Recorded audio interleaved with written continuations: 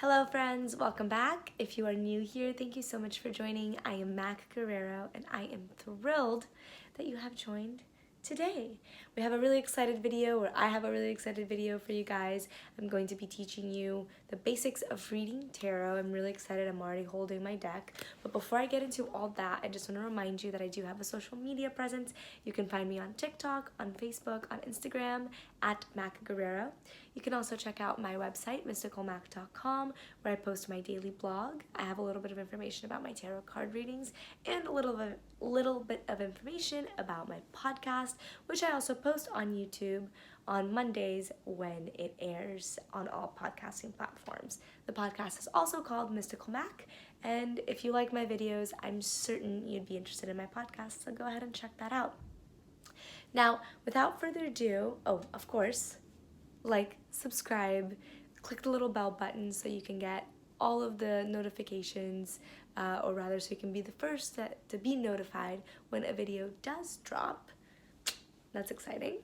And let's get to this. So for this video, I'm going to be using a different deck than I used in the past videos. Now, speaking of those, if you haven't watched the last 3 videos in my tarot series, I suggest that you do so now. Before we get into this, otherwise this video might be a little bit confusing for you. For those of you who have watched them and you're here to learn how to conduct a basic tarot reading, let's get started. Now, a little bit of recapping. We learned about the major arcana, about the minor arcana, the 2 parts of the tarot. The major being made up of 22 cards, yes, and the minor being made up of 52 cards, I believe. And in those 2, you find the full tarot deck. And the minor arcana kind of brings out a lot of nuances, a lot of, it can bring out information about things that aren't so blatant in the experience, while the major arcana can bring about like overarching questions, decisions, themes, and points. Now, I'm not going to conduct an actual reading on here because it's a little bit hard for me personally to read for myself as it is. Pulling cards for myself, weirdly enough, is kind of like a last resort. For a long time, I practiced very heavily by just bringing my cards around to like rehearsals, to classes, stuff like that, and I would read for other people. So if you're wondering like, well, how did she possibly get good at this? I've done a lot of reading for other people. And I've done readings for myself as well, but it's just not the most optimal situation, especially when I don't have a crying, dying need. Whenever I come to the tarot, it's because I really do have something that no matter how much self-exploration and self-reflection and self-growth I seem to go through, I can't seem to crack this one code. That's when I go to the tarot, and by that point, my desire and my energy is so streamlined on that one thing that it's really hard for me to mix up the messages or for me to have an inaccurate reading, so to speak. Inaccurate readings don't happen often at all. However, for me, in my experience with myself, I tend to do a reading attached to the things that feel good to me, and then over time later on I realize like, oh, that wasn't actually what the cards were trying to tell me. The cards are trying to tell me something completely different. But because I am myself and I have more omniscient knowledge of the situation, I made my assumptions based on what I wanted. So in order to avoid that, I don't really want to conduct a reading for myself. Instead, we're just going to be doing kind of like a mock reading. Now, the first thing, because I'm not just going to be teaching you, because we learned about the cards themselves. So, we learned a little bit of basics, and the only way you're going to learn what all of these cards mean, like the only way that I've gotten to the point where I don't need to look a card up every time. That's not to say that I don't look cards up every now and again. I don't necessarily do it online, like on Google, but when I have a specific tarot deck, I sometimes will grab the book that comes with the tarot deck, and I will see what that book has to say about that card if I want a little bit more of information that I don't seem to be getting through on my own. So it's not like we're going to learn to read the cards like card by card. That would be insane. However, I am going to teach you the procedure, the process of conducting a reading. And we'll pull some cards just to have you see how a spread works and understand a little bit how cards can relate in a spread. A lot of people are used to oracle cards, angel cards, where you just pull one, maybe two or three, but even then those are kind of individual messages. The cards in a tarot spread work together to create one full message for you. So here we go. The first thing that I usually do when I conduct a tarot reading is I clear the space. Now that looks different every time. It just depends on what I'm feeling like that day. Some people have a very set ritual, and that's okay too. Whatever works for you, as long as the space feels clear, that is perfect. What do I mean by the space feeling clear? It just means that the energy doesn't feel heavy. It doesn't feel, maybe you've conducted 3 other readings that day. Hopefully you're clearing the space in between each reading, because every reading is going to leave its own energetic residue. So it's kind of like taking a Lysol wipe, to the restaurant table after people have dined there. You're just clearing it for the next set of people that are going to come and dine there. So you want to clear the deck if the deck has been used a lot lately, and you want to clear the space. Usually we want to, I'm sorry, I'm fidgeting so much in this video. I don't know what it is. I'm going to have to look into that. You want to treat the cards with respect. They're a tool that is helping you, and you want to treat them like so.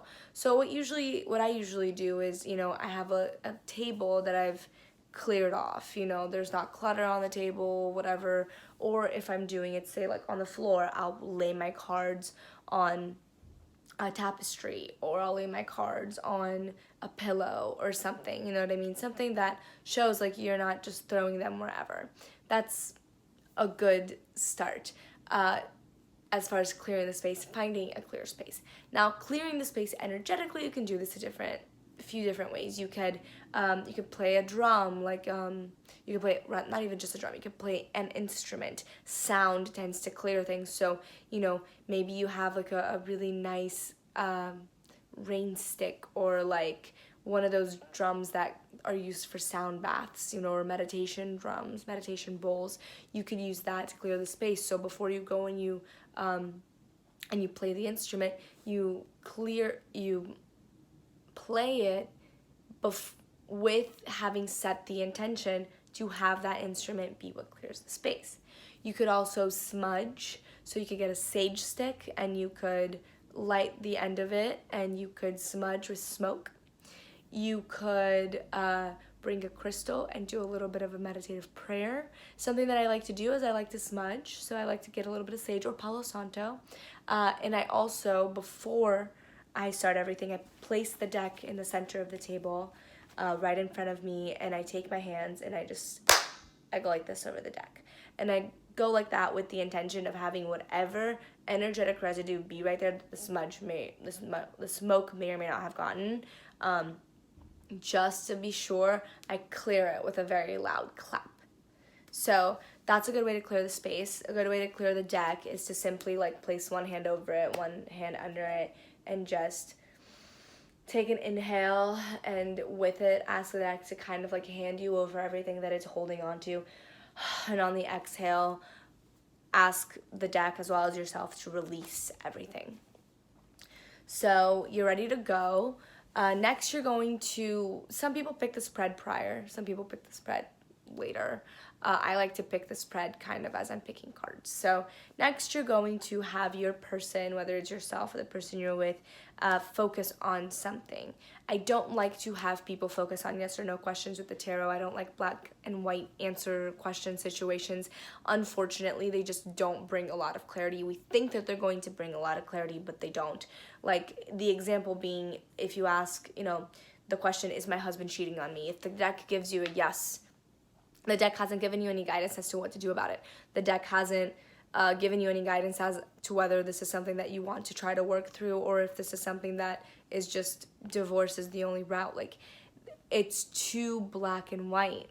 So you really want to give the deck something to work with. So what I usually like to think of it as is kind of focusing around the situation, as opposed to like trying to cut to the center that way. So in that same example, is my husband cheating on me? How does my husband feel about our relationship? That is a question that would give the deck a lot more to work with. So then you would have that person focus, and I choose to shuffle as I'm having them focus on it, and I tell them to tell me anything about it that they want to tell me without giving me so much information that I don't know what to decipher what they just told me from what the deck is telling me. So I ask them to give me something, like 1 or 2 things that they might want me to know as I'm shuffling the deck. Once they've done that, and I say, okay, do you have it? Is it in your heart? Are you centered? Are you ready? Yes. They usually have an intuitive feeling. Yes. And this is the time that I give them to pick out cards. Now, with a deck like this deck is very forgiving to a situation where you just kind of spread it out like this. A lot of decks are kind of sticky. They won't really spread out well. So, but with this particular deck, I just like spread it out onto a table. So, I'll spread it out like that onto a table, the whole deck, and I'll have the person take their non-dominant hand, because the hand that's dominant is usually the hand that you're creating with. It's the hand you're putting out with. So this is, for me, it's my right hand. My non-dominant is naturally going to be the hand that I receive with. So you want the receiving hand, the hand that is receiving the information, so to speak, to scan and peruse the deck. So I have them close their eyes, I have them scan with their non-dominant hand, and whenever they get an impulse to pull a card, to touch the card underneath their hand, to do so, and to push it out of the deck, and I'll take it. So then I do that, and I take them in the set order, and that's how I have them pick their cards. Usually I'll decide, like, we're doing a 5-card reading, we're doing a 3-card reading in the beginning of the spread. So I don't decide the spread right away, but I do decide the amount of cards. So let's say we did a 3-card reading. So said person pulled 3 cards, and I just pulled the first 3 cards of the deck here. Let's say in this situation that I'm doing I always start with the present situation, by the way. This is just something that I do. Not every spread does this, but every spread of mine starts with the situation that these people are in. And then what's likely going to be next in my spread is what is something that they don't see, and what to look for in their experience now that they're aware of this card. You remember how I told you that the cards play with each other? Each card is going to determine what the other cards mean based on where they are in the spread together. So, this would be the present situation. This would be something that they're unconscious of that is heavily affecting their situation. And this is what they can look towards now that they're aware of this. Now, notice that I didn't give you your past, present, future spread. That's because I don't think that's very useful, just like I don't think yes or no questions are very useful. The past can be very useful, and sometimes I'll be called to allude to it. And the present, obviously, would be present situation. That's, the card that I always start with. The future, on the other hand, a future card a lot of the times just ends up creating a self-fulfilling prophecy, which is a problem because it doesn't actually empower people to take matters into their own hands and to take the information that they got from the tarot and actually apply it to their own lives in a way that enriches their lives and helps them grow. It just kind of allows them to go to the tarot whenever they want some sort of validation or confirmation, and that is not what the tarot is here for. That is not what any of these tools are here for, in my opinion. So, the future card, in my opinion, is very futile in that way. So I never give it. I always give a card that has something like what you can, like I said, look towards, what you can expect from the situation. Always with that little caveat that says, given what you just learned. Sometimes I'll get a warning card. Sometimes it'll be like, if you don't heed these warnings, this is what you can expect. And oftentimes there will be another card following it that goes, however, if you do, this is a possibility. Now, this video has reached its limit. I'm very excited I got this far with you guys. If anybody actually wants me to do a reading, like film a reading, I can totally do it. Just message me about it and I will find a willing volunteer and it'll be great. But I hope this was helpful. This is the last video in the tarot series. Thank you so much for joining me for this. This has been a pleasure to create. I love you. Until next time, remember, follow me on social media, check out mysticalmac.com, and of course, like, subscribe, click the bell. I'll see you soon.